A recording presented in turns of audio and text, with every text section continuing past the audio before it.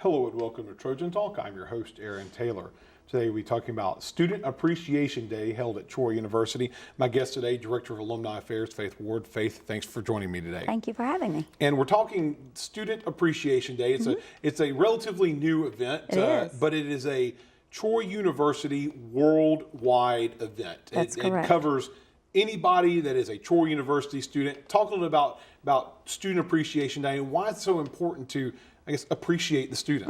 Right. Well, as you know, without the students, there would be no need for our jobs. There would be no need for alums. And, you know, of course, as the alumni director, I appreciate the fact that we have students.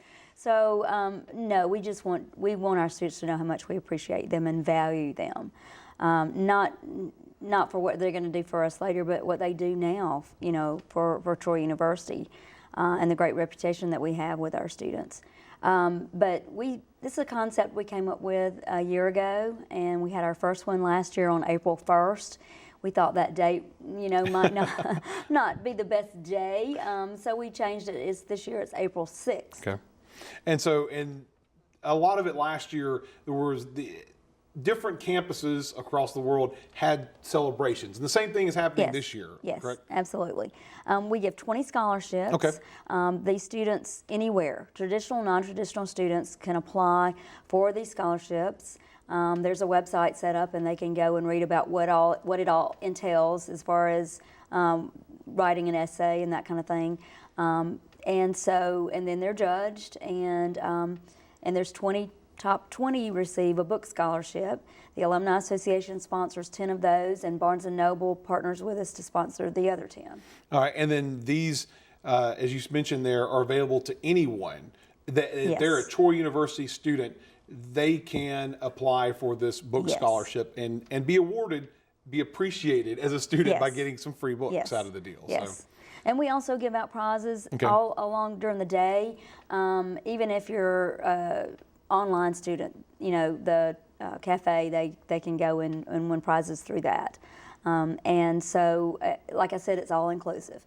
And the different locations, say Troy might have a picnic and Dothan might do something in the morning for breakfast, or, you know, but it's up to that campus to decide what they want to do during the day. But it's a way to connect all the campuses as well. In addition to the student appreciation aspect of it, this is one of those rare occurrences where all parts of Troy University, which is worldwide, can come together at one time, and it's got to be a special time for all of those that, especially you, who do a lot of planning of events and things like that, to see something like that happen. Absolutely, and you know what it does for the students that are not on campuses is really, it really helps them feel a part of everything that's going on.